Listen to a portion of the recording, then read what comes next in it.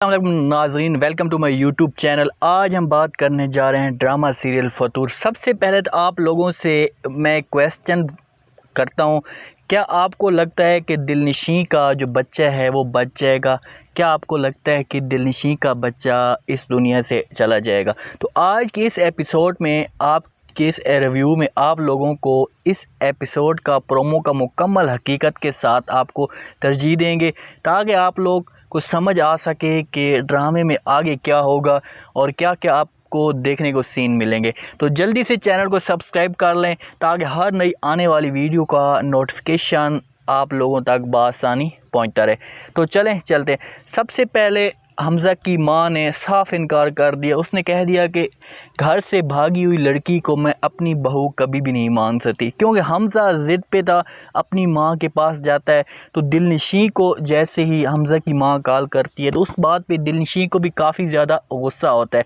हमज़ा दिलनिशी को बार बार कॉल करता है और उसे आखिरकार राज़ी कर लेता है ब्लैकमेल करके कि तू मुझे मिलने के लिए अगर नहीं आती तो मैं तुम्हारी सास को तुम्हारी सारी सच्चाई जाकर बताता हूँ कि ये मेरे साथ अफेयर चला रही है और तुम इस वक्त बीमार पड़ी हो। तो दिलनिशी ये चीज़ बर्दाश्त नहीं कर पाती, क्योंकि वो नहीं चाहती कि हैदर को अब दोबारा से कोई तकलीफ़ हो, हैदर की माँ को दोबारा से कोई तकलीफ़ हो।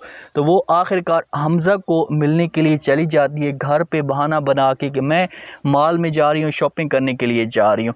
तो हैदर की माँ बेचारी अब तरस खाती है उस पे, क्योंकि अकेली रह गई है। दिलनिशी भी मेमल अब उसके पास नहीं है, तो वो उसे भेज देती है। वहाँ पर जाती है, हमज़ा को मिलती है, आपस में इनकी गुफ्तगू होती है, बातचीत होती है। हमज़ा को दिलनिशी आखिरी वार्निंग देती है, उससे कहती है कि मैं तुम्हें अब आखिरी बार मिलने के लिए आई हूँ, इसके बाद मैं तुम्हें कभी भी मिलने के लिए नहीं आऊँगी, मुझे आप हमेशा के लिए भूल जाओ।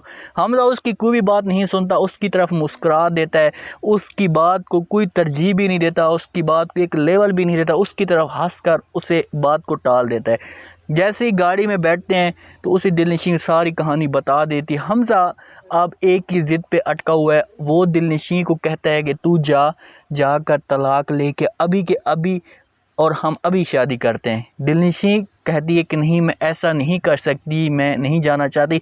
हमज़ा दूसरी दफ़ा फिर उसे कहता है कि मैं आपको कह रहा हूँ, आप जाओ तलाक लेकर आओ और हम अभी शादी का फ़ैसला करते हैं। दिलनिशी कहती है कि हमज़ा मैं नहीं जा सकती। हमज़ा गुस्से से उस तरफ देखता है, उससे कहता है कि आप क्यों नहीं जा सकती? दिलनिशी कहती है कि मैं ये प्रेग्नेंट, मैं अभी बच्चा भी पैदा करने वाली हूँ। मैंने हमज़ा जैसे ये बात सुनते तो हमज़े की पाँव तले ज़मीन के निकल जाती है।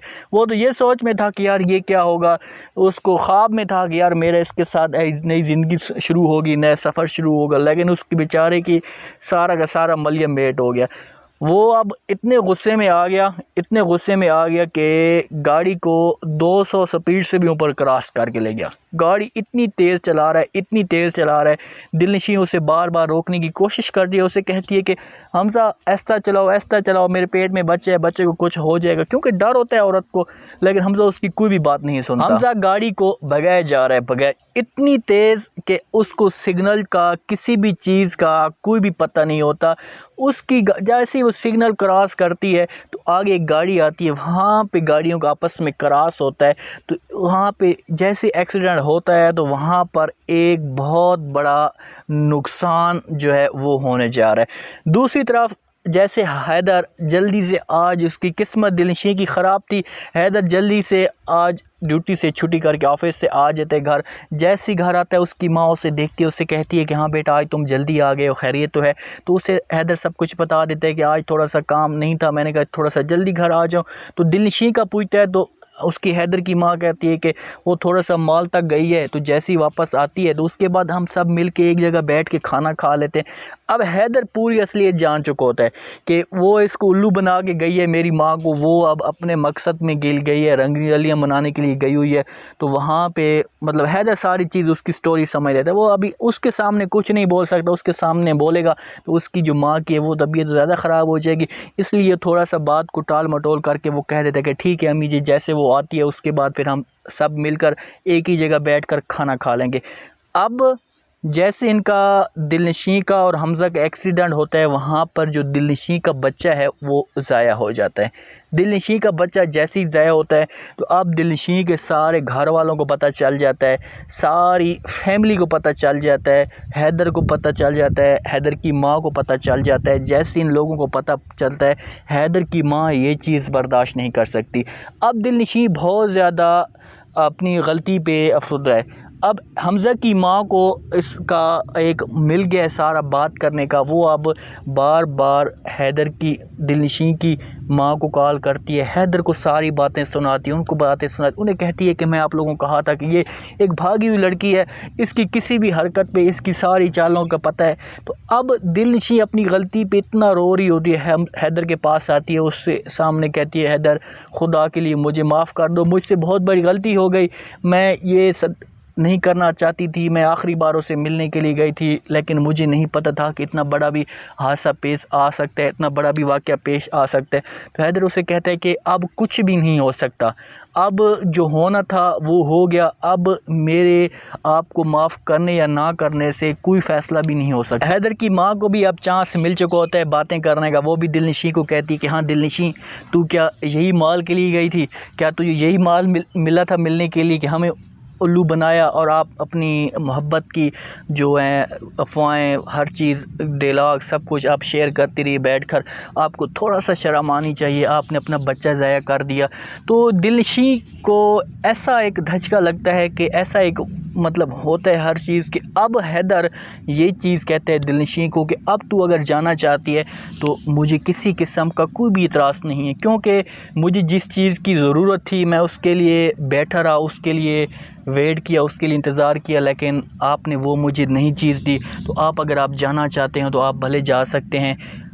दिलनशी कोशिश पूरी करेगी। उधर से दिलनशी के घर वालों को भी, जो उसका भाई है यावर है, उसकी माँ है, उसको भी सारा पता चल चुका होता है। अब वो भी इसके ख़िलाफ़ इतनी नफ़रत करने लग गए हैं। मेमल को भी जैसे ये चीज़ का पता चलता है तो मेमल भी काफ़ी ज़्यादा खुश होती है, क्योंकि वो तो एक बहाने ढूंढ रही होती है। वो जाती है लेकिन किसी मकसद के लिए जहाँ से जाती है, अपना मकसद पूरी। अब कहानी का एंड होगा। अब दिलनशी हैदर के पास जाएगी, उनके सब के सामने माफ़ी मांगेगी। हमज़ा को भी अपनी गलती का एहसास हो जाएगा, क्योंकि यार वो कहेगा कि मैं अब कितना पागल हो गया हूँ, इसके पीछे क्या कुछ कर रहा हूँ, इसके लिए इतना इसका बच्चा ज़ाया कर दिया, इसके लिए इसको इतना मतलब सारा कुछ इसका बर्बाद हो गया, इसका फ्यूचर ख़त्म हो गया, लोग इसको ताने देंगे। तो अब थोड़ा सा कहानी का ट्विस्ट बहुत ही ज़बरदस्त और देखने वाला बन चुका है। तो उम्मीद है आज का ये छोटा सा रिव्यू, छोटा सा प्रोमो आप लोगों को पसंद आ गया। दिलनशी का बच्चा अब ख़त्म हो गया है, दिलनशी का बच्चा नहीं बचेगा अब, क्योंकि अब उसने जिस हिसाब से गलती की है, अब उसका इस दुनिया से बच्चे का नामुमकिन है। दिलनशी और हमज़ा बच जाएंगे। उम्मीद है आज का रिव्यू छोटा सा प्रोमो पसंद है। अपना ख़ास ख्याल करें, दुआ में याद रखें। मुझे दीजिए इजाज़त। अल्लाह हाफ़िज़।